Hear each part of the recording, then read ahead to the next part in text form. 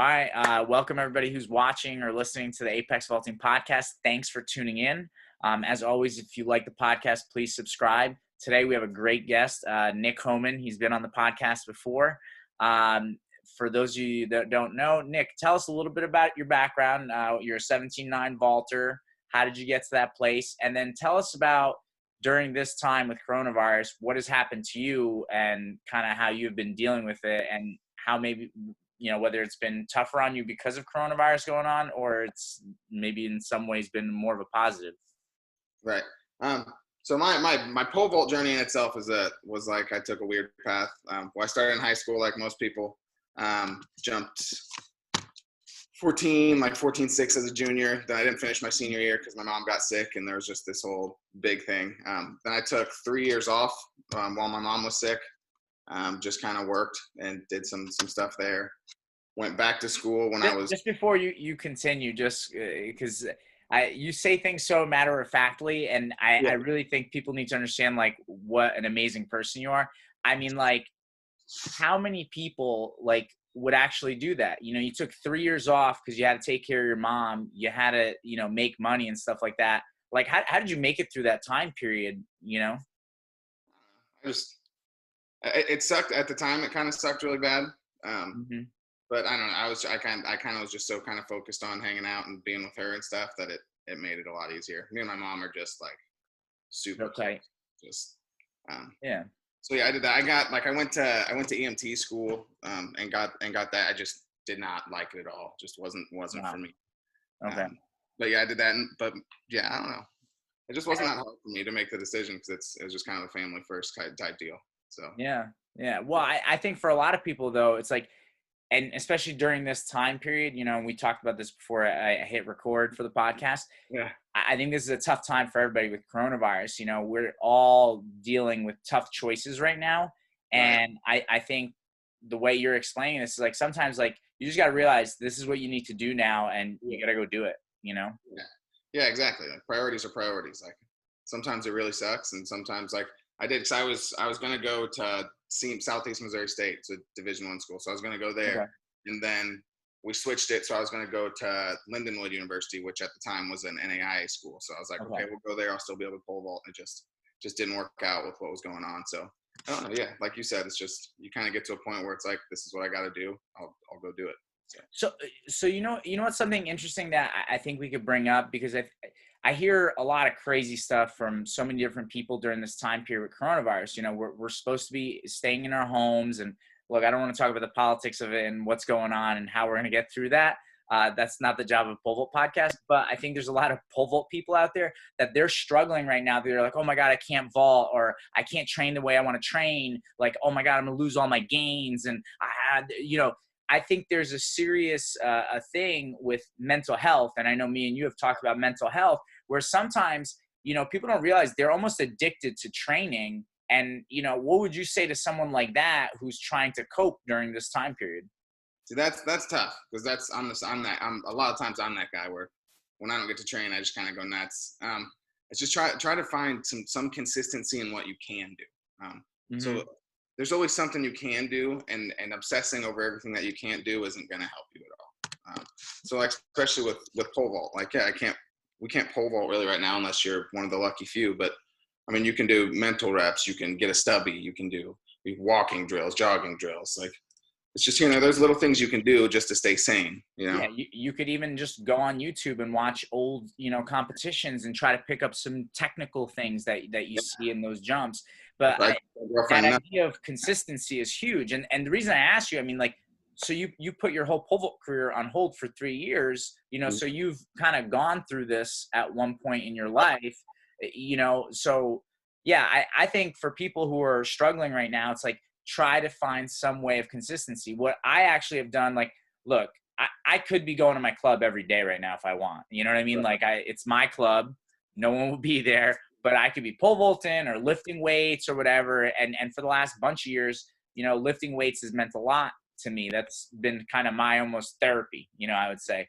But I was kind of like, you know what, if everybody else has to go through this, I'm going to do at-home workouts too. And what I've done is I've found my little routine, my couple exercises that I could do that are body weight or whatever. I've added a backpack with some books in it, you know, for my pistol squats. But like you said, finding that little routine that you could be like, okay, I'm doing something, you know, because I feel like oftentimes when, you know, we're talking mental health, people don't want to talk about like either the shame they feel or embarrassment, or even if you have body image stuff.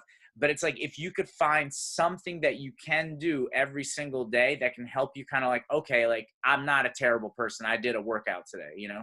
And it gets really easy to get stuck in the monotony of just sitting on the couch and pushing things. I'll do it in a little bit. I'll do it in a little bit.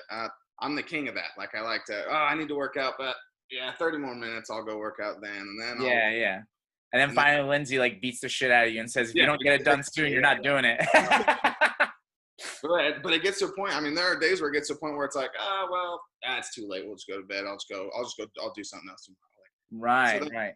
That gets easy. And like me too, because I've had some depression things in the past. So when you get stuck in that rut, you kind of get in your own head. That's for me, that's when I get in my own head. When I have a day or two where I just skipped what I was doing and was just kind of pushing everything. So I know when I have to do it and I don't do it. That's when I get in my own head. And it's easy to get into, especially in this situation, because most of us are stuck in a box in our little house here. Yeah. I mean, I feel like one of the huge things, and I feel very fortunate that, you know, we have things like Zoom where we can have these video chats and stuff like that with people. But when we're so isolated like this, you kind of, I've heard from many people, they're like, I didn't realize how important it was for me to see people every day, you know? And sure, maybe for the first week of this, it was like, oh, it was nice. I got to like just kick back and relax. But I think now people are realizing those things that they did every day, whatever their routine was, whether it was work, gym, you know, it almost keeps you sane. Right. That's why I say I never play video games, and I've been playing video games, which is weird. So. Yeah. I mean, listen, I have to admit to that too.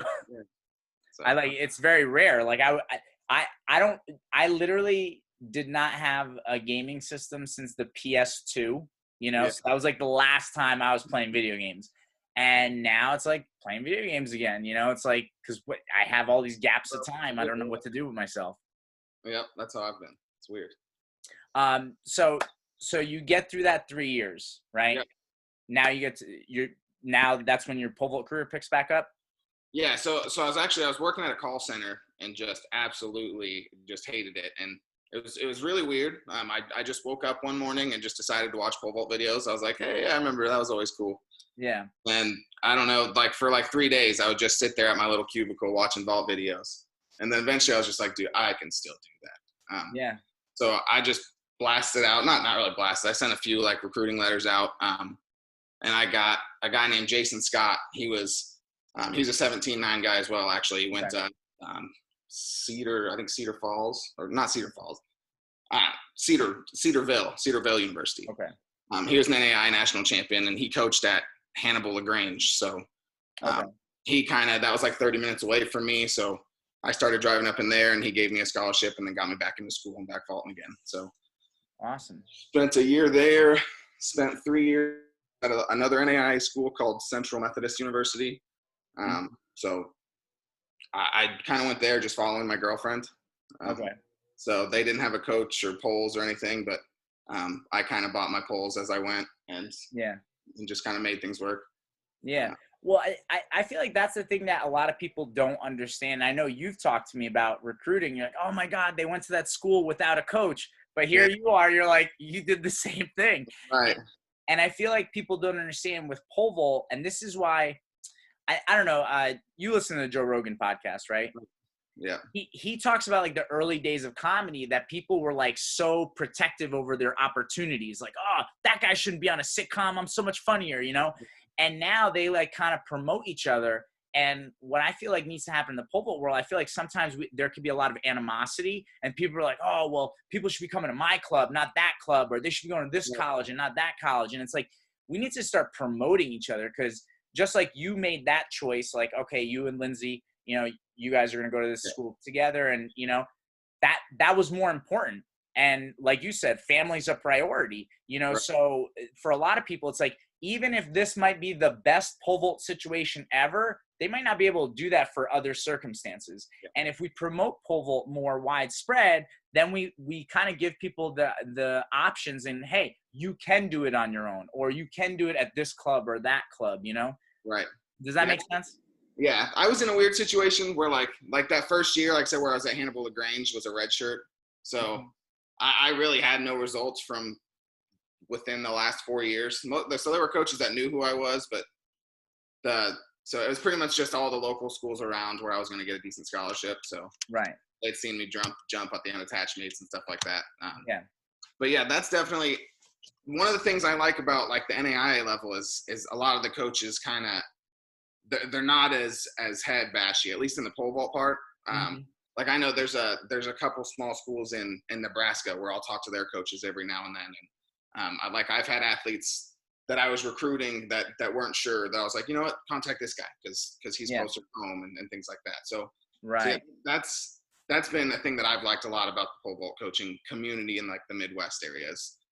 For the most part, we're not trying to like, we're not mean. We're not trying to backstab each other or rip a recruit away. It's like most of us like the pole vault enough that we just want a kid to go somewhere where they're going to get coached. So yeah, I mean, I for years at my club, you know, and this is one thing that I've maybe talked about on other podcast episodes, but it's like, I feel like a lot of coaches out there, you know, they almost want to be able to say, well, hey, see, that kid I coached last year went D1. Whereas like at my club, like what I've kind of promoted is like, hey, if you go to that school, they have a coach, there's polls, you'll actually get to compete. Like, I feel like too quick, like, especially in the Northeast, it's like, everybody's like, oh my God, you can go to Penn State. And it's like, yeah, that's cool. But like Penn State's conference, if you're a guy, you're not jumping over 16, or you're a girl, you're not jumping over 13. You're not even gonna get to go to meets. Yeah.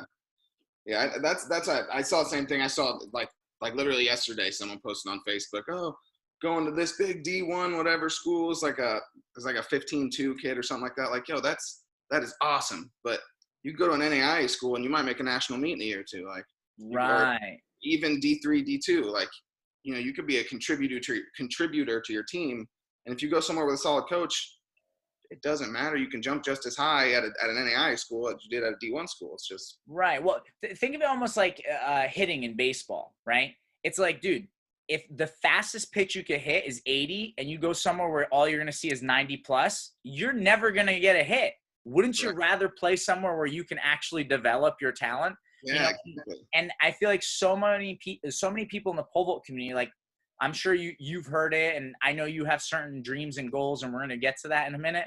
But like, you know, it's almost like Olympics or bust.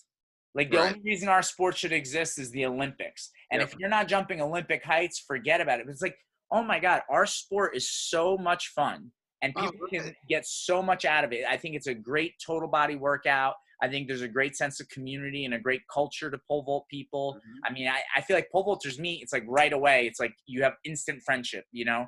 And we have so much of that to give out. I mean, I don't think our sport is so much about just the Olympics because that only represents such a small percentage of the actual people that are involved in the sport. Well, yeah, and it sometimes it bothers me when like a 16-foot guy doesn't realize, like, dude, you're good. Like, 15 feet, dude, that takes a lot. That's not an easy thing to do, man. No. Like even my guy, like I have a couple guys on my team right now that are like 15, low 15 guys. It's like, you know, not to be a jerk, bro, but when I look at you, like you're kind of short, you know, you're a muscular dude, like, but it's like you fling your body 15 feet in the air. That's pretty damn impressive. You're not very fast. You're kind of short, but like that's cool. Yeah. But people are like, but this Olympic guy jumps 20. It's like, you jump 15? No. Yeah, it's like, dude, do you ever play pickup basketball? I don't know why. Because you see this guy, LeBron James, he did like a 360 dunk. Can you do that? Like, what are you wasting your time playing basketball for? Right.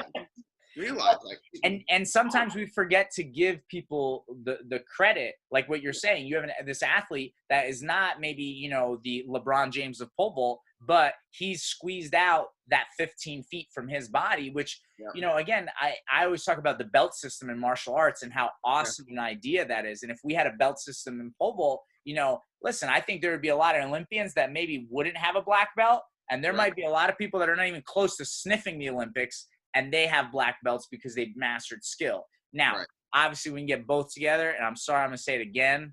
Sidorova, she's definitely got a black belt, dude. Everything from the pole carry to everything off the ground, everything looks so good with her jump. Yeah, she's my favorite pole vaulter to watch. Just and every jumps, it's like the exact same thing again. Yeah, I love it. Yeah, she's a ninja. She's a ninja. That's it. You know. Question. She's just okay, it's okay. Well, and it's almost like, I mean, obviously she's fast, right? Everybody at her level who's jumping those heights, they're fast. But it's like she doesn't pop out as like some physical phenom to you. Oh, no, it's yeah, like, she looks and pretty yet, cool. You know, yeah, she's one of the more normal, like in normal sense of not an elite athlete.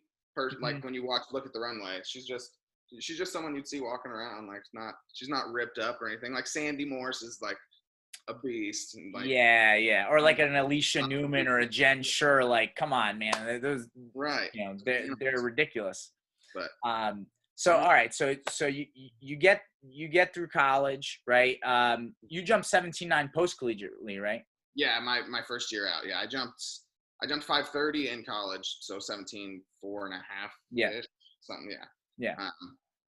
And then so first year out, I just stayed at my alma mater and just kept coaching. Okay. I was pretty much the coach the whole time I was there anyway. Right. Yeah. I mean, I remember visiting and stuff. I mean, I think it was awesome setup, you know. Right. So yeah, we have a runway. We get to set up indoors in our turf area and stuff. So that's pretty cool little setup. I jumped 17.9 my first year out of college. I think the next year, so that was 2017. Then the next year, I jumped like 5:30 a couple times, and then that's when I met you, right? And started. And then last year was just kind of me trying to fix things, figure stuff out. Last year it was okay, but I feel like I learned a lot last year, so last year was good. Yeah, I mean, I just feel like, you know, what's tough is the longer you go post collegiate, I feel like what becomes tough is like, one, you have life, you know, like life gets in the way. And then two, for you, you know, I think, you know, you're learning a system, and I think you've shown things from short approach that it's like, oh my God, this is going to be really good. But then tell us what ended up happening this year. Cause I remember for me, it was like, I saw the picture of you in the hospital, and it was right around when coronavirus started happening. I almost thought, oh my God, does he have coronavirus? But what ended up happening? Yeah. So it was just last month, early March. I was at a national meet with some of my athletes, and it was the Wednesday before. So he was warming up. I always vault with him at the national meets, just because for the hell of it. So we were just warming up, and just started feeling some weakness in my legs. Didn't think a lot of it, but then my vision kind of tunneled in really bad on me, so I could only see like directly in front of what I was doing. Yeah. So the vision cleared up after like 30 minutes. I quit vaulting, obviously. You're like, I took 10 more jumps. No big deal. But then I just kind of took the day, like took it as just weird. Thought maybe I too much pre-workout in the morning or something. I didn't know. So, next day I woke up. I was okay. I did like a workout in the hotel, just kind of, I mean, it was super easy, super lightweight. So I didn't really think much of it. Like I felt tired, but nothing crazy. Then that Friday I woke up with really bad back pain. It was like my lats, like someone was just grabbing the back of my lats and just wouldn't let go. Again, I just blamed it on the hotel bed, stuff like that. So it was all stuff I was able to just blame on. I'm just tired and we're traveling, this, that. And then Sunday I got home and I was struggling to walk up the stairs, like at our house. And then Monday, my stomach and lower back went completely numb. Wow. So then that Tuesday, Tuesday was just a long day. Wednesday, we ended up going to the ER, and then they checked me in. I went to, what do you call it, the urgent care first, and they just had no idea what the heck to say or whatever. So we went to the ER, and it was, the actual doctor saw us like, we were there for a little while, but 10 minutes after she saw us, she came back like, we're going to move you in here. 20 minutes later, you're going to have to get admitted. Like the numbness, they freaked out. They just had no idea what was going on. So the first 3 days I spent in the hospital, they just MRI'd my back, found a bunch of irregularities in my thoracic spine, found a mass in my spinal cord. Wow. And so they did like a spinal tap where they take fluid out, a whole bunch of other scans, things like that. At first they thought I had MS. Yeah, I remember you telling me that. Yeah, so that's what we were thinking. Then they decided it wasn't MS, and then they thought it was lymphoma. So for about a day, we thought it was lymphoma. Then they thought it was something called Devick's disease, which is, it's like a form of MS. And this whole time, like I put, there's a video on Instagram, like the strength that I had was like usually I'm a pretty poppy guy. Like I do a lot of box jumps. I'm pretty proud of my jumping. So I have like a 40-inch vertical, and I was able to jump maybe 6 inches off the ground. I couldn't come out of the bottom of a squat, just zero strength at all. Yeah. So I think I was in the hospital around 4 days. Then they transferred me to, it's called Barnes Jewish. It's just like one of your vultures goes to Wash U. It's the Wash U doctors.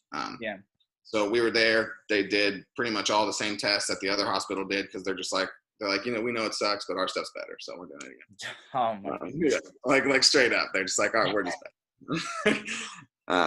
And so it's crazy. So they found, it's called sarcoidosis is what I have. But I specifically have neurosarcoidosis, which pretty much means sarcoidosis is mostly just in the lymph nodes of your lungs. And I'm just unlucky and have it outside of just my lungs. And then I'm even unlucky still because I have it in my spinal cord. So it's like less than 1% of 5% of people have it in their spinal cord like I do. So what does that mean? Yeah.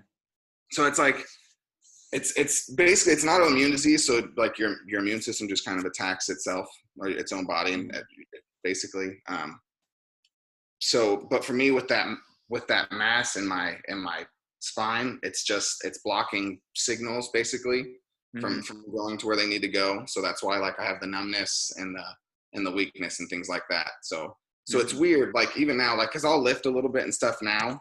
But it's like, I feel pretty normal. And then I'll go down to the bottom of a squat with like 100 pounds on, and it's still on the way down. I feel strong. I feel normal. As soon as I have to actually activate and get up, it's like, it just shuts down. Like I can tell the strength that it's there. It just won't work. So I just can't really do a lot. So it's bizarre. I'm on really high dose steroids every day. I take those in the morning, and then I'm getting injections or infusions, I guess. So it's chemo is basically the treatment that I'm getting. So the first every 4 weeks I go in. So I just go into like a big infusion center and behind a curtain and sit there and get my drugs. So I do that every 4 weeks for the first few. So I have 2 more like that, or 3 more like that, and then every 6 weeks for at least another year, and then we just kind of reevaluate where I'm at. Yeah. Dude, how did you make it through that time period? Like when they didn't know what was going on, you know what I mean? Like what was going through your head? I mean, I kind of just, when I didn't know. So I tried not to worry. Like it sucked being in the hospital. And it was definitely really scary. But I think I felt worse for like my mom and my girlfriend and stuff, because they were there. Yeah. Constantly. And I think more than anything, I just didn't want them to worry. So I was really just trying to hang out and just saying, hey, when we know, they'll tell us. Like until then, yeah. I don't know. I don't panic until I know I have to panic, basically. Yeah. No, listen, I think, again, you know, like we were talking about before the podcast, and we talked about it a little bit earlier, you know, it's like, there's a lot of people going through a tough time right now with coronavirus, and for various reasons. Maybe they have a loved one that got coronavirus or passed away, or, you know, just the fact that their normal life is disrupted. And it's like, we don't know what's going to happen next. And it's real easy. I know I've done it. You know, it's like me and my brother at night start talking, and it's like, we go through every single conspiracy theory that's possible, and, you know, what's going on, and, you know, are we going to be stuck in the house forever? You know, like, you know, and it's like, you could freak yourself out and kind of cause undue stress on yourself, you know? Right. So when they finally figured it out, you know, I mean, like, so, you know, you're saying you got to go to these treatments for a year. Like, what are they, like, what are they saying? What happens next? Like, will you be able to do the things that you want to do? Like, how does that look? So we think so. It's kind of the crazy thing with it being so rare is they don't really know. So especially in the spine, from the research that like I've done, my girlfriend's done, from the questions we've asked, in the spine, there's probably less than 5 ever recorded cases of this. Okay. So really we don't totally know. I'm definitely gaining strength back slowly. Mm-hmm. So I feel like unless all of a sudden stuff just stops, they're confident and I'm confident that within a few months, I mean, they really don't know time frame, but that I should be able to at least be close to where I was. So pole vaulting, they want me to hold off a little bit longer, but that's just more the worry of me landing on my back a bunch right now before that mass is totally figured out. Kind of one of the crazier things though, like, because like you say, just like things just like changing and things like that. Like this whole indoor season, not even thinking about it, because it was kind of like I felt like it was a good year, but at the same time, I would just wasn't jumping high at meets. So I kind of found out last Friday that could have been because of the sarcoidosis, like it was affecting me sooner and things like that. Well, I was going to say when first of all, when we communicated about what was going on and I was thinking back to the indoor season, I'm like, dude, it's still that first meet from a short run. Like, I think you did 5 lefts and you jumped like 16.9. I'm like, oh my God, you're going to like bomb 18. No problem. Right. And then it was like, you'd send me the videos from meets, and you remember how many times I would tell you, I'm like, dude, it looks like you got heavy legs. Like, you're just not moving. And I think I would do the same. I know Kurt Dunn, who I've coached, would do the same. There's just a lot of us that are just kind of grinders that we just always think, maybe I was tired. I'm doing a lot. And one of the things I wanted to even ask you, have they talked to you about diet at all? Like, is there any way diet can help or hurt what's going on? Like, yeah, like diet wise, it's not a whole lot. Just don't eat crappy, basically. Avoid foods that cause inflammation. Because that's a part of it, is it just causes a lot of internal inflammation too. Right. Other than that, nothing real specific. But yeah, it was crazy because like you said, from like 5 lefts or usually even from 6 lefts, I could jump pretty well and for a pretty decent amount of time. But as soon as I pushed out, some days 6, anything further, it was like I maybe had 3 to 5 good jumps in me and my legs were done. Yeah. So yeah, it was just kind of those things. And it's weird. I asked a little bit too, because it's kind of been a situation my whole career where I've had energy level stuff. Yeah. Or at least the last few years.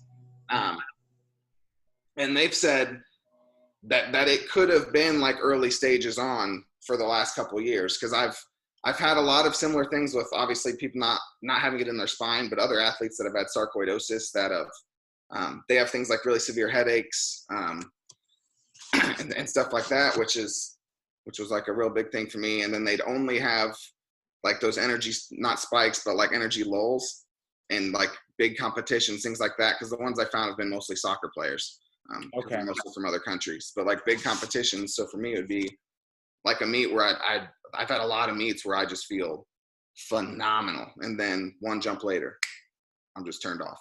It's like the energy's still there, but my legs are just shut off. So right. It's weird to think back and wonder how much it's affected me the last few years. But I don't know. I guess we'll just see where it ends up. It's just it's such a mystery right now. Like, we just don't know a lot. Yeah. No, I think that there's a lot of athletes out there that and for people who are listening to this and they're not sure, I mean, you train like an animal. Like, you're putting everything out there, and I think for a lot of people who really push the limits, you never know. That's where it's like little things, might flare up, like even vitamin deficiencies. Whereas Right. you don't realize you're just not getting enough iron or you're not getting enough zinc or whatever. And now all of a sudden that's creeping up and causing you issues in your training. Right. I feel like it's something that, some people never feel throughout their whole life. If you're not an athlete or you don't really train very seriously, it's kind of being like the average, daily driver car. It's like you put, regular in it, you put super, it doesn't matter. It's going to run the same. But it's like when you're training as an athlete, it's like you're really pushing the limits of your body a lot of times. And so now it's like, something can pop up. And the stuff about inflammation, I mean, like, I think that's always huge. I think people should try to stay away from things that cause inflammation for just regular health, Yeah, lots of processed food, just kind of low on, I still eat red meat, but just not going crazy on red meat, things like that.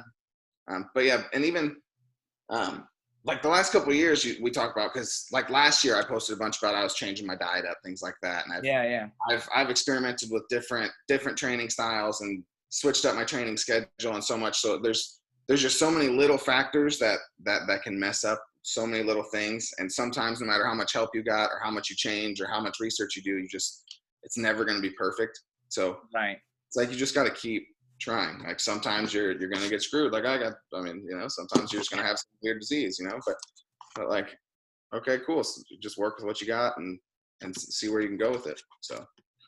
Yeah. Well, I mean, look, like I just think it's amazing how positive you are through all this. And I'm glad you are, and obviously I hope anything that you need, just hit me up. And even if it's just a phone call, I won't tell anybody how often you're crying. Right. But it's like, I think that's the tough thing. And like right now for people, it's like, you gotta try to stay positive and focus on what you can do and not what you're not able to do right now. Sad stuff. So many people are so consumed with the sad part of right now. It's like, but I mean, the sky's usually pretty nice out. Like the earth's kind of healing itself. That's kind of cool. Like, just focus on what you can do, what can be positive. Like some of it kind of isn't the greatest, but when all you look at are like sad memes and stuff like that online, that kind of consumes you and makes everything a little bit worse. So. Yeah. No, 100%. I mean, look, I think partly even like, doing these podcasts, I'm hoping that people are enjoying them and getting something out of them. But I know even for me, every time I do a podcast with someone, I feel better. Even on Friday, with people that were in the local area, kind of, I did like a pole vault happy hour, you know what I mean? Obviously virtually, we didn't in real life meet up. But it was nice, like for a Friday afternoon, like we all kind of bullshitted and talked about a bunch of different stuff, and it was nice. And I think that focus on that kind of stuff, just like what we're saying about workouts, right? It's like don't get upset because you can't deadlift 400 pounds right now. Focus on, hey, get a little bit consistent on these body weight things. I know for me, for example, I know you do a lot of stuff that's crazy, like body weight wise and jumps and all that stuff. But for me, I don't really do a lot of body weight stuff. So even though I don't like pistol squats, you know what? I've gotten a lot better at pistol squats, which I'm sure when I do get to lift weights, it's going to pay dividends, And I think also emotionally, it's like people need to focus on what they can do right now. Try to reconnect with people. You have more time, right? Try to reconnect with people that you haven't talked to as much as you'd like, And that's what I've even told, because my vaulters, they're meatheads. Like they're kind of like me. It's just kind of how we are. But they complain a lot about not being able to lift, things like that. And I'm like, yeah, but I'll tell you, your running form could be a lot better. Yeah. There's a lot of stuff you can do, like. Right. Okay, let's go do this thing. So. Yeah, maybe just focus on those running drills. Maybe just do some hill sprints next to your house or something. Yeah. There's always something that you can do. Right. I know too. Obviously, like what you're going through, there's a cost, right? Right. I know you and your girlfriend Lindsay put a GoFundMe page out there. I mean, can you tell people about it and how if they want to donate, how they reach out and donate?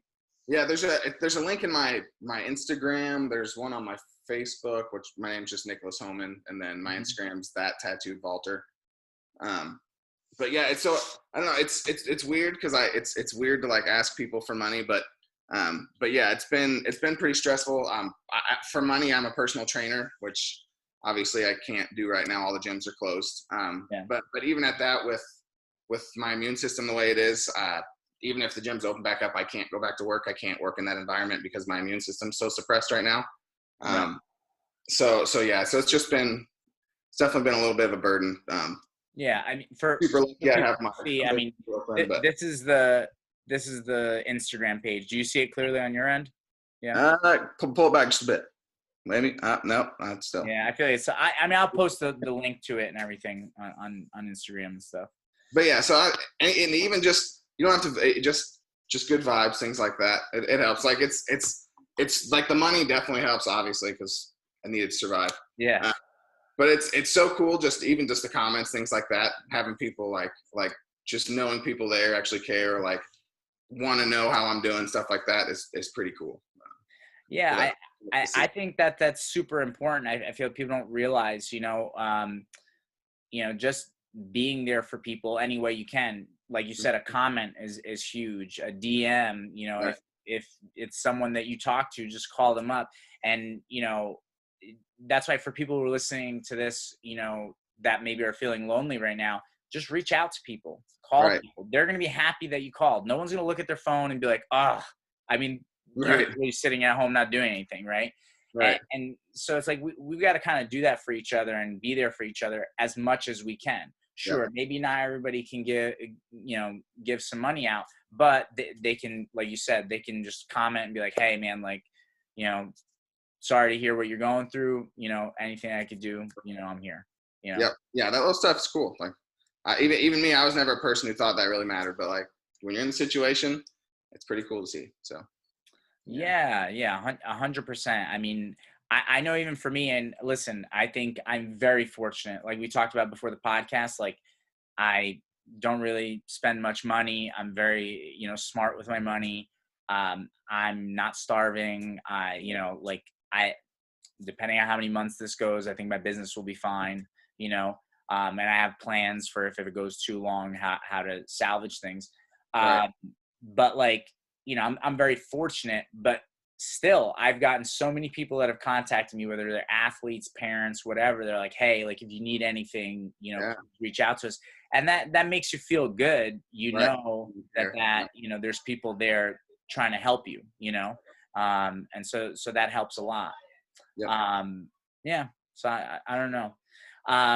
So for you, going forward now, like when do you think, with what you're dealing with, when will you feel comfortable to go out in public and maybe even train at a gym or something like that? That I'm going to take that. I'm going to wait till my doctors say that's cool. So, okay. I'm lucky I have a home gym, so I can. Yeah, I know you got a sweet setup. Yeah, I'm pretty lucky there. But so I don't know. It's just kind of weird. Once the Corona stuff dies down, because the big thing is just the coronaviruses. Mm-hmm. If I get that thing, it's going to be full bore. So I think once that dies down, I'll be a lot more able to be out and about, just because that big risk is gone. Yeah. So I don't know.